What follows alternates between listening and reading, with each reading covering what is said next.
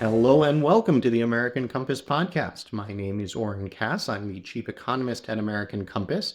And first and foremost, I am wishing you a happy new year. Drew, can we get an air horn? There you go. We have a ton coming up this year at American Compass. Most importantly, just in a few weeks, the launch of Commonplace, which will be our full-fledged magazine. And we are focused there for today's podcast. Have our new features editor, Helen Andrews, formerly of the American Conservative, joining us to discuss what we have on tap for Commonplace, the broader media landscape on the right of center, and the need for a new intellectual home for the new right. So, really interesting conversation. To be honest, I learned a lot about the publishing world, which I am less personally familiar with, and got me even more excited than I already was for what we will be doing at Commonplace. So I think you'll really enjoy that. We have all sorts of things coming up next week on the Commons in the meantime, so keep an eye out there.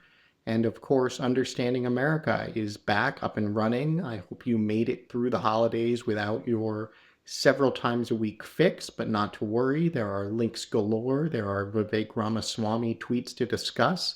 And so if for some reason you are not subscribed, head on over to understandingamerica.co and click the buttons that you need to click.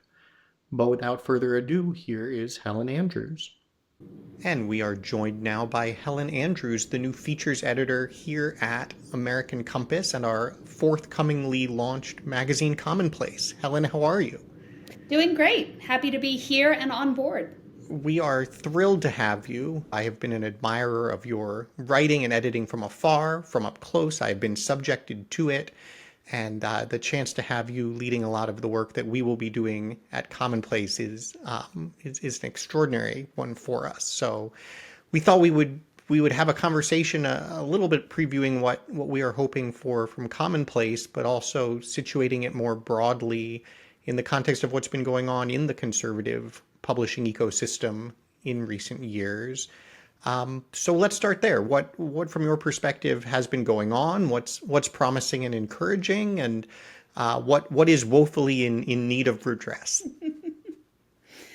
Yeah, unfortunately, in some ways, the answer to the question, what's been going on, is not a whole lot. I think conservative journalism has really lagged the rest of the movement in catching up to changes in how the party is constituted, changes in intellectual directions. It's just kind of the same landscape that existed 10 years ago, 20 years ago, a generation ago. And it's really due for a shakeup, which is why I'm so excited about Commonplace. It's funny, when I was in my 20s, I felt like I was the only young conservative journalist of my acquaintance who didn't dream of starting their own magazine. Who didn't think about, yeah, wouldn't it be fun to start a new journal from the ground up?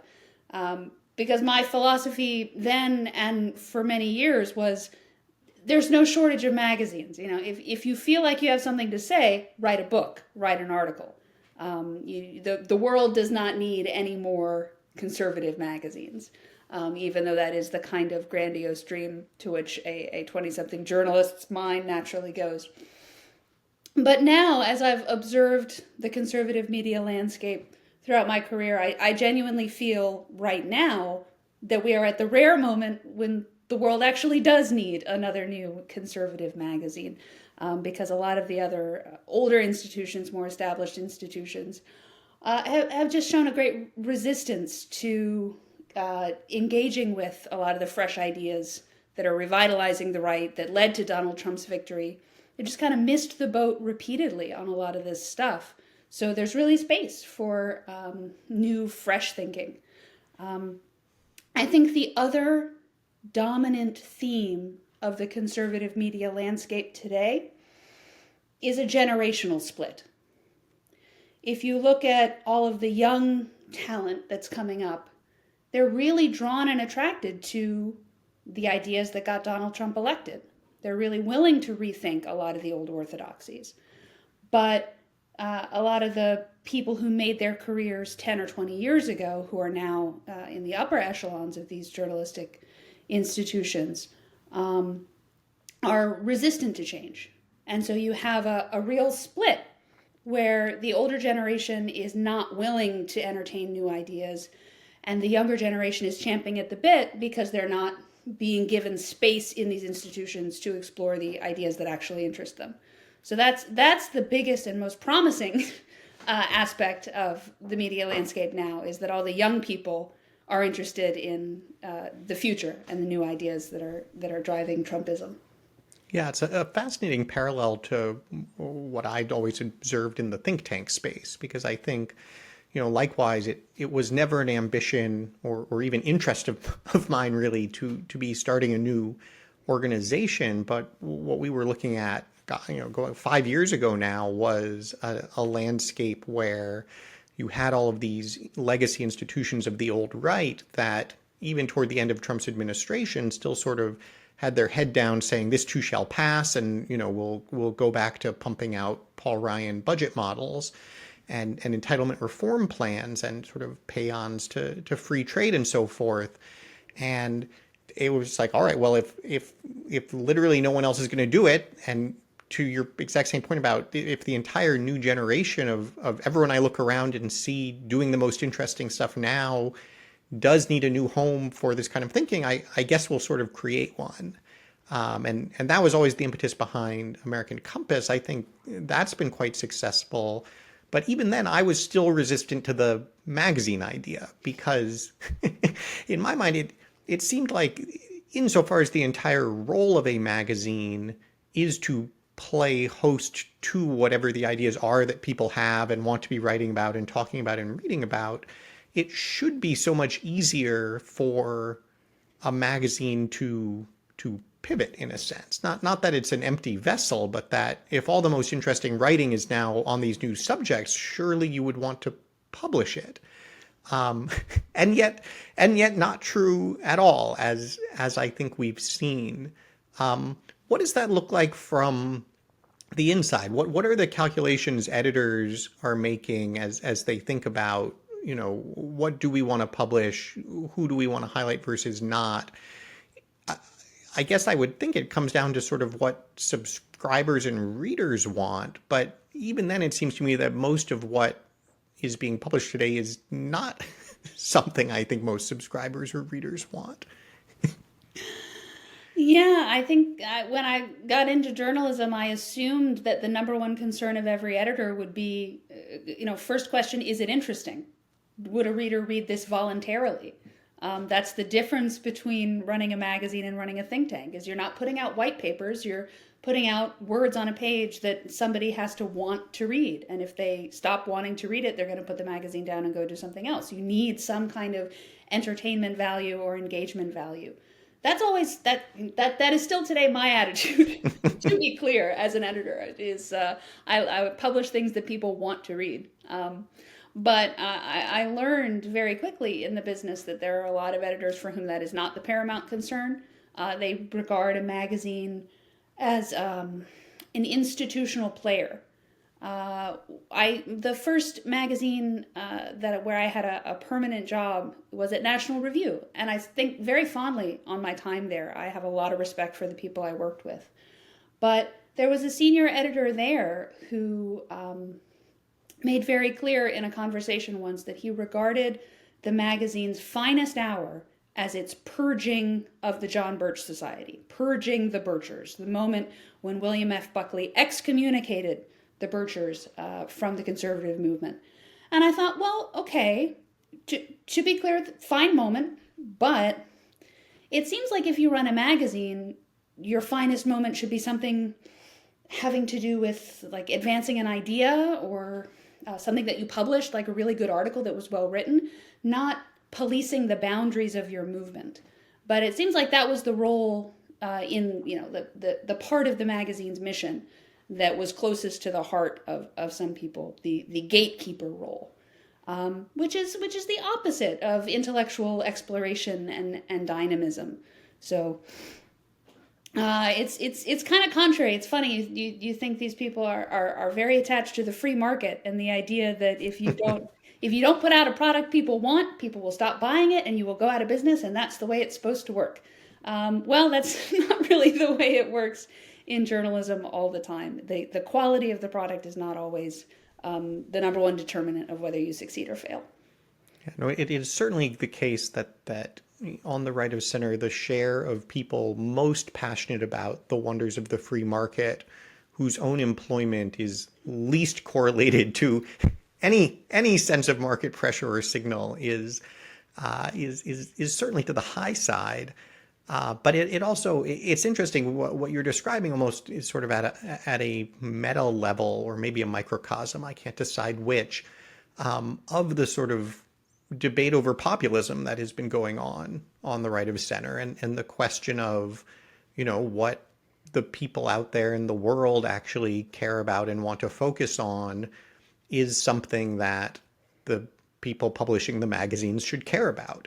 And so I guess it is natural maybe that the same magazines whose core idea is we do not care, and in fact believe these people are wrong and don't know how great they have it, would likewise see their role very, very much as a gatekeeping one. But Well, it's, yeah. you could almost draw a parallel to what's going on the left.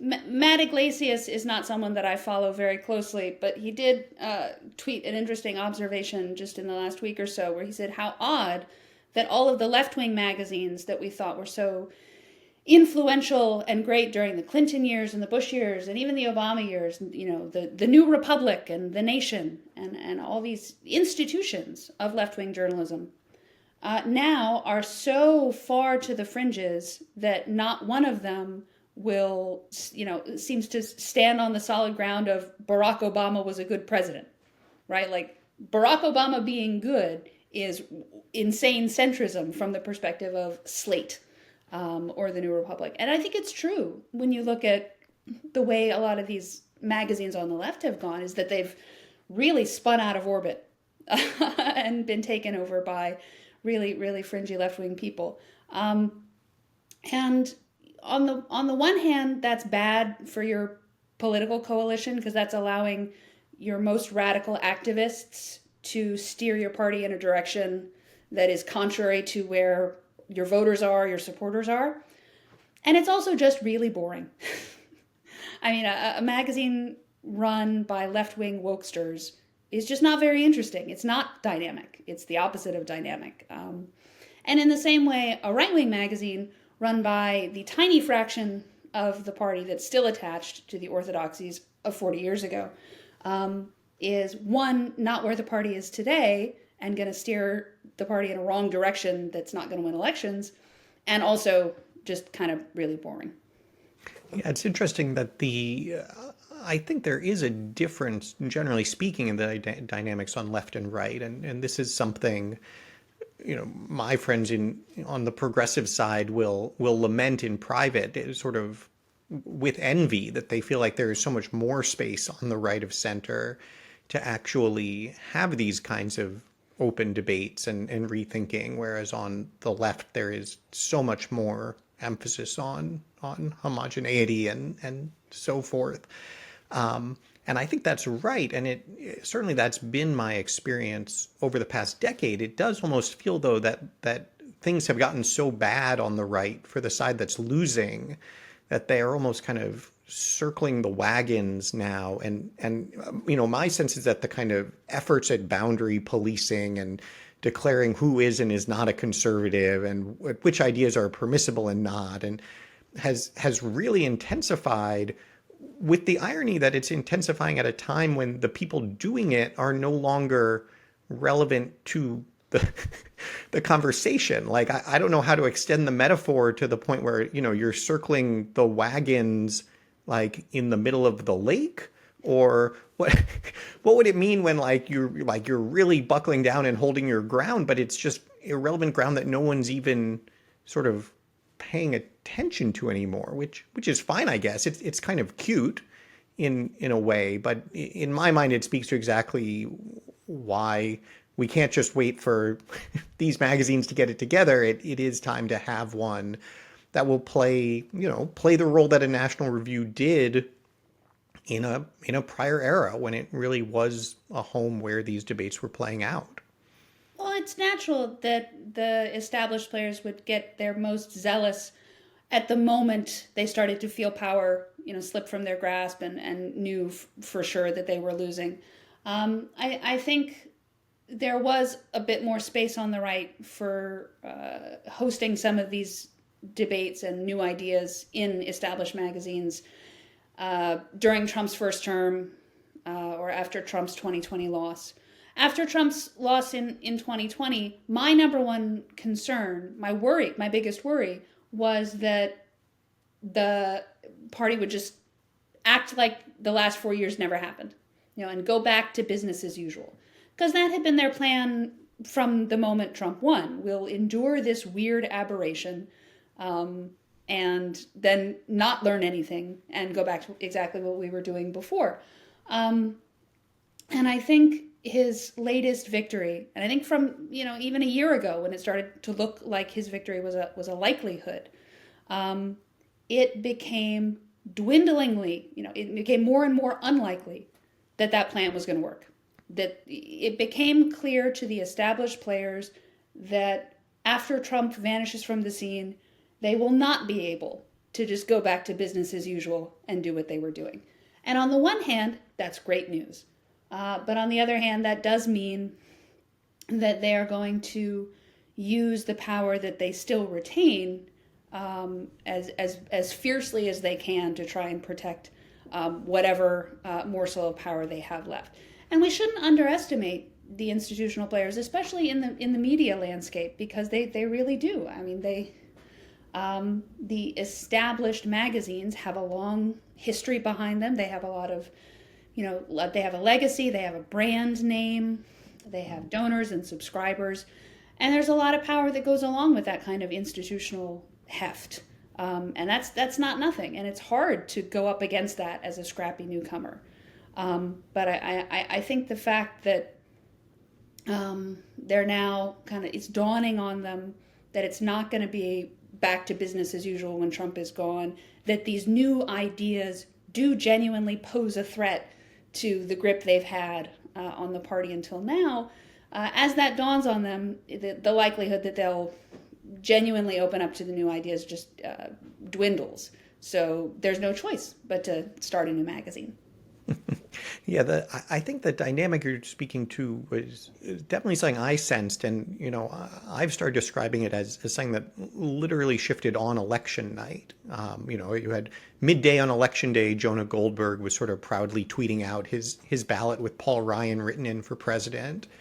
I think at about 5 p.m. you could have gotten any number of folks on the phone to give a compelling quote about how much the party is regretting that it nominated Donald Trump and how Nikki Haley would have this in the bag already.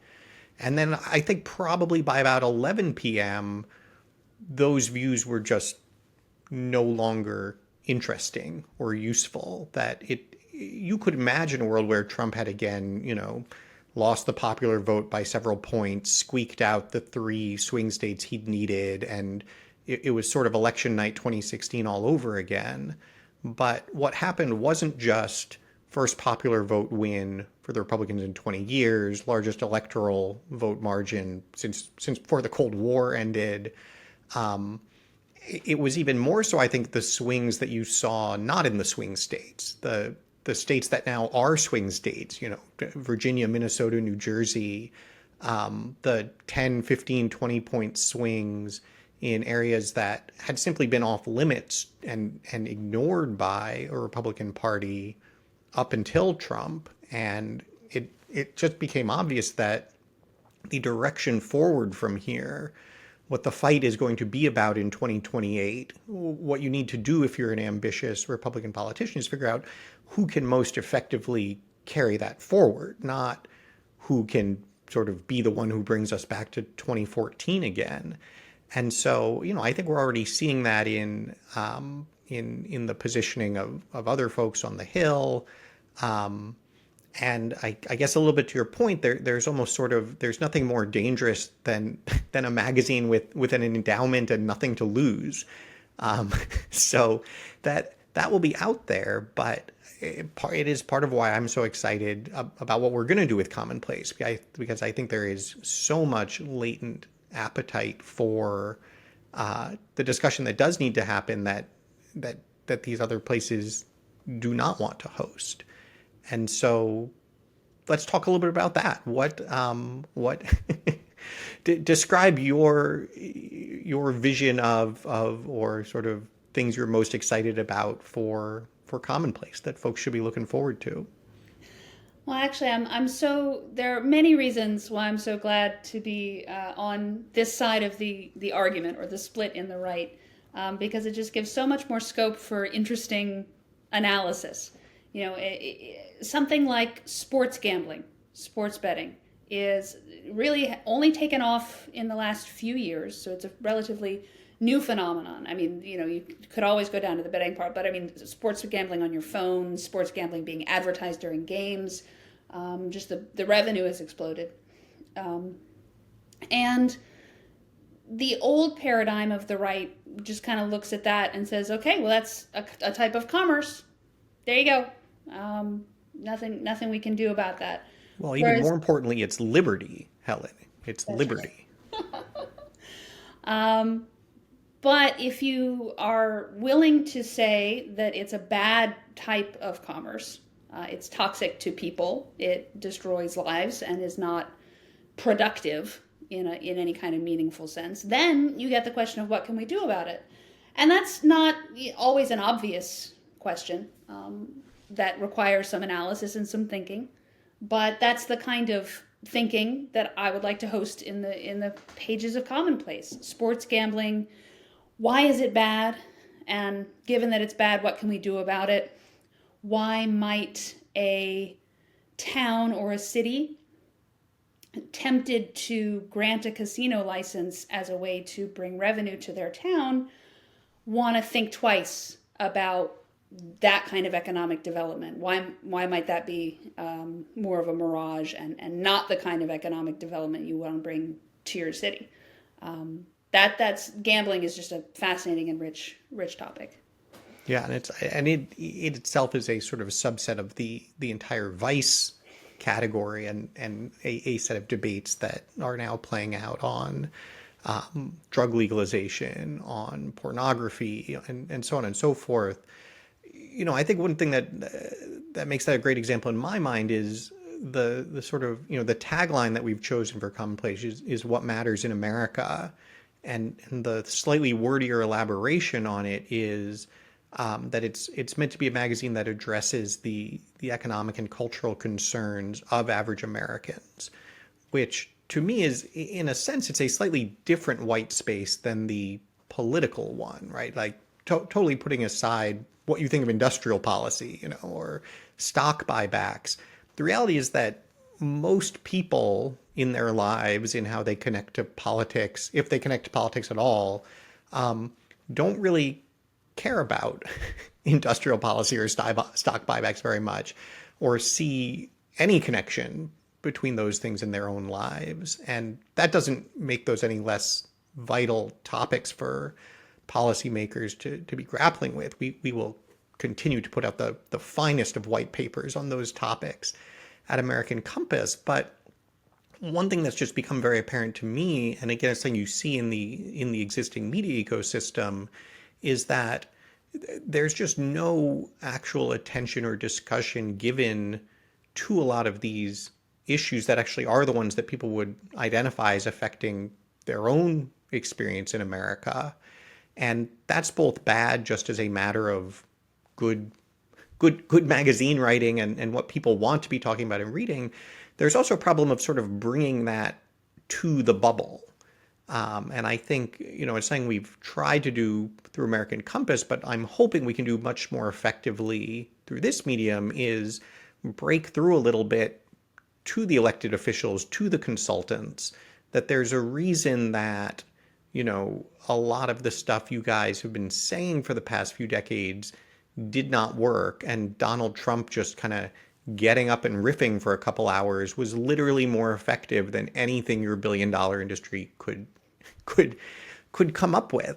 How do you figure out what those topics are, and how do you find the people to write on those things when it's not the set of people who went from necessarily the Ivy League school of your choice to the Wall Street sponsored journalist fellowship in Washington. Yeah, as a popular journalist, the best topics for me, the ones that are most fruitful, are where white paper world and general interest magazine world intersect. Uh, a lot of American Compass's best work has been on family policy. And why is fertility declining? Are people not having as many children as they want? How should we deal with that? Is that a good thing or a bad thing? Does it just reflect preferences? There's a lot of ways you can crunch numbers, and there are a ton of really brilliant people in the American Compass orbit who do that. And then on the other side of the issue, you've got average moms in the suburbs who, if you ask them, why did you stop at one kid instead of going to two, or stop at two instead of going to three? And it is something like, we didn't want to upgrade to a minivan, or, oh my gosh, youth sports has gone insane. Why is it that you can't just, I did soccer on Thursday afternoons and that was it. It was very low maintenance when I was growing up in the 90s. And now apparently it's 4 days a week and travel on weekends and all kinds of equipment, and it's gone mad. My kids are still a little bit too young to have aged into that, but I hope this insanity will be gone by the time they're teenagers. But This is the actual mission of Commonplace, is to ensure that Helen doesn't have to spend her weekends driving to travel tournaments. And we need to get the higher ed sector fixed, sorted by the time my children turn 18. So you just got a little bit of time, but hopefully we can get that all figured out. But it goes the other way as well. You've got the ordinary experiences of regular people saying, why is youth sports so crazy? Is it because it's a way to make sure that your children's peer group is generally positive and functional, and that's the best way to ensure that? Is that really the dynamic causing youth sport insanity? It takes some analysis to find out why this thing that everybody pretty much universally hates has suddenly become the universal norm. So that's the kind of article, kind of feature writing that interests me. You've got something that is genuinely of national importance, which is, why are people not having enough children, but grounding it in the recognizable experience of anybody who's got middle school or high school aged kids, which is, why is it that when they sign up for a team, it takes over our lives? Yeah, and this is the reason I love the name Commonplace. There are some people who are like, that's a little weird. Shouldn't it be, you choose between like a description word like American or national or public, and then combine it with a haughty sounding word like affairs or review or, monthly. Like, no, Commonplace is like a quintuple entendre. And, even within the Compass team, if you ask people, why is it called Commonplace, you will get different answers from everybody, which I think is delightful. My explanation goes to exactly what you were just describing in a sense, which is that it seems to me that a lot of what we are trying to grapple with in this country right now, and that conservatism is uniquely well suited to grapple with, but the right of center style of the past 30 years is uniquely incapable of grappling with, is the recognition that we do all have to live together. And there are an awful lot of decisions that have to, one way or another, be made somehow by the community. That doesn't mean they have to be made by the federal government. That doesn't mean they have to be made through any formal decision-making process at all.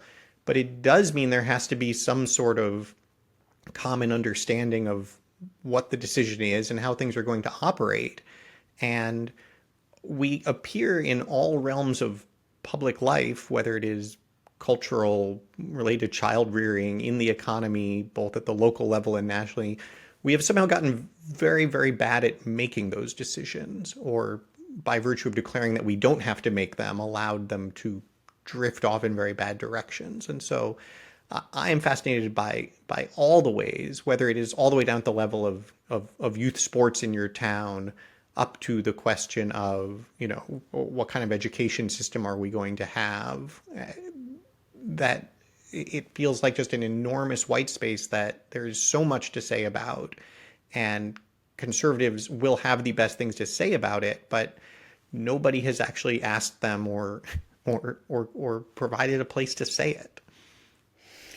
Yeah, I think the failure of a lot of established institutions to play host to the kinds of conversations we need to have about how to make decisions for our communities was shown in COVID, right? Because that was a moment of crisis when we needed to all come together and make sane, rational decisions about things like schooling and public spaces and community standards, and it just didn't happen. You had a lot of people who were very frustrated at the lack of democracy and deliberation. And so that disillusionment I've seen carry over, even though, now that the crisis has passed, people are frustrated. And it's not always political, right? It's not always wanting a law to be passed. One topic that I've already commissioned something on for Commonplace is the work from home revolution. Because it seems from the data that has come in since the pandemic that it really has caused a little mini baby boom. That women who are able to work from home and have more flexible schedules really are feeling more free to have more kids. Because it's great. You're definitely able to have young children in your house a lot more freely if you're not chained to the office, if you don't have to have childcare every single day. But on the other hand, we've seen employers like Elon Musk say, for very good reason, okay, guys, that work from home interlude during the pandemic is not working. We need to get people back to the office. It's just not good for productivity to have people remote all the time. So how do you balance that? On the one hand, it seems like it really is good for women. Something feminists have been saying for a long time. Let women set their own schedules and all the rest of the family stuff will fall into place. But on the other hand, if it means that they're not productive workers and if it's bad for office morale or anything else, that's also a trade-off. Now, I personally don't think that's something that can be solved legislatively. Right, a national work from home mandate to boost birth rates. I think that would be misguided, but that's something that workers and employers and people who think about this stuff need to talk about and think through. So that's the role of journalism. Yeah, no, that's a fantastic example. And I guess the other thing it highlights that we should tell listeners is we've kind of been focusing here on some of the bigger picture, feature stuff that we want to get into. The other piece of Commonplace will be the more kind of daily commentary, where I think also there's a parallel problem of what one can find on many of one's regular bookmarked websites today is a style, both a style and substance of commentary that seems highly oriented toward generating clicks, perhaps, keeping people very upset about a particular set of things, and not toward actually working through the issues of the day. And so I think, we've already at the Commons over the course of this past year on the American Compass site really started to nurture what I think is the best crowd of contributing writers who, at all the different institutions they're at, on all the topics they're working on, do the best job of that. And so, we will try to find the right balance, I think, of the big think and the day-to-day fights in a way that helps to start to give some shape to helping people out there in the world understand what the conservative movement is actually thinking about and moving toward at this point. Yeah, I think I can make a commitment as an editor that I will not ever publish anything simply for purposes of outrage bait. I will not come up with the latest woke insanity and just shove it in front of your face so that the reader can go, wow, that really makes me angry. That's not, I won't say that's not a dynamic that works. It does work, and it works for a lot of people. But actually, as I've seen, when I entered journalism, Twitter hadn't, barely existed. So I've spent my career as social media has transformed what journalism means. Not entirely for the better, that's for sure. I really do think people used to be a lot more literate, have a lot better attention spans. I sound like an old fuddy-duddy, but it's really true. But it has definitely helped to determine, or it has sorted different types of content, right? It used to be that the type of content journalism produced was in some ways determined by the medium, right? You had an op-ed page, and your op-ed page of your physical newspaper was divided into 800-word columns because that's what would fit.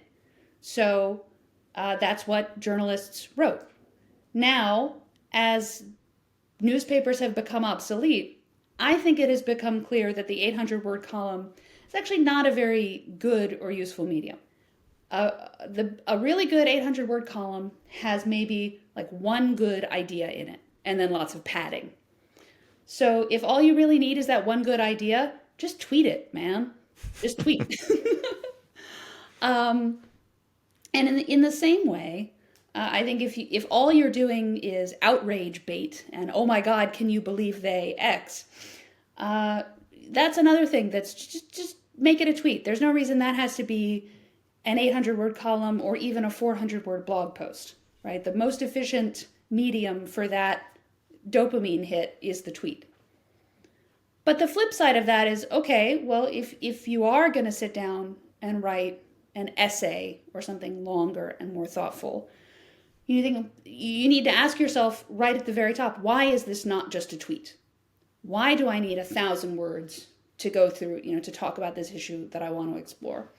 And that's good, because that means you will only sit down and write an actual essay as opposed to tweeting a thought if that's actually the sized thought you have. If you have 1,000-word sized thought in your head. So an essay should be exactly as long as it needs to be and no longer. So that's the kind of magazine that I hope to be a part of.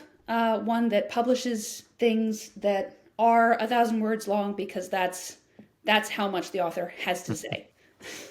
Well, that is fair, although we can't promise we won't still put a headline on it, like the one thing you have to know about, or 3 simple tricks to, we'll do that at the end of the day. We'll A/B test it. We'll see what works. Just no listicles. No It's not listicle. BuzzFeed. What if we take a really serious essay and just put a listicle headline on it, though? Like the 5 most outrageous things on Instagram yesterday, and then you click on it, and it's like a really thoughtful discussion of what's going on with something. I think it could be our own little version of Rickrolling. Maybe we'll use the Twitter account for that. I did want to ask. Last topic is reported journalism, because this is something. When we were talking about Commonplace initially, I have to be honest, it was much less front and center in my mind, not coming from a journalistic background at all. But you were someone who raised the point, I think quite compellingly, that a huge piece of what the right of center is so badly lacking is good reported journalism. Do you think that's a question of a lack of people wanting to do it, a lack of places to do it? And what would that ideally look like? And we certainly won't solve that ourselves, but hopefully we can do a little bit of it as well. This is something I've been hearing for at least the last 15 years. So pretty much the duration of my career. I'm sure people have been saying it for longer. Why doesn't the right have any good straight reporters? People who go out and get the story with shoe leather and all the rest of it. And I think I've seen enough to be able to, and participated in enough reported journalism now as an editor to be able to venture some answers. And the first is budget, right? It just costs a lot of money to get a plane ticket and pay somebody enough for it to be worth their time to drop what they're doing for a week and go chase a story. An institution even an institution like National Review, which has a pretty good budget, can't always put together enough to do that every week or every month. And if you're one of the small upstart magazines on the right, sort of an online only journal, like I Am 1776 or something, you definitely don't have the budget to do that. Although you did see some initial flickerings of this when Donald Trump made his remarks about Springfield, Ohio, and you actually did see a lot of conservatives sending young cub reporters just to go and find out, are they in fact eating the dogs or eating the cats? Just get the story of what's going on the ground. And I thought that was a very promising development. But the two pieces that you really need to be able to put together to do good reported journalism on a regular basis are the budget and the personnel. And both of those take time and attention. You need to be willing to spend the money to send people places. And you need to work on developing young writers who are able to go somewhere and get a story. Because that's not something everybody can do. That's part of what becoming a good journalist means. I think if I had one criticism to make of all the conservative magazines that I've worked in the course of my career, failure to develop young talent would be one of them. It's so easy to just rely on your established writers. Just go to a think tank, go to the same journalists you've always gone to, have them write their same old thing. But then you're going to wake up 20 years down the line and find that you don't have anybody to replace your older generation once they start to retire. Indeed, one might say that is happening as we speak. Yeah, I think we are now at the point where that is the lack of young people is starting to materialize, because you can get away with it for such a long time, because your middle-aged guys, your old reliables, they've got 10, 20 years in them. But now we're getting to the end of that window. So I take my responsibility seriously as an editor to develop young talent, to take a chance on young people, and let them give them opportunities to prove themselves, to grow into their talent. Because it is true that there are not a lot of young writers and reporters on the right who can go to a town like Springfield and come back with the story.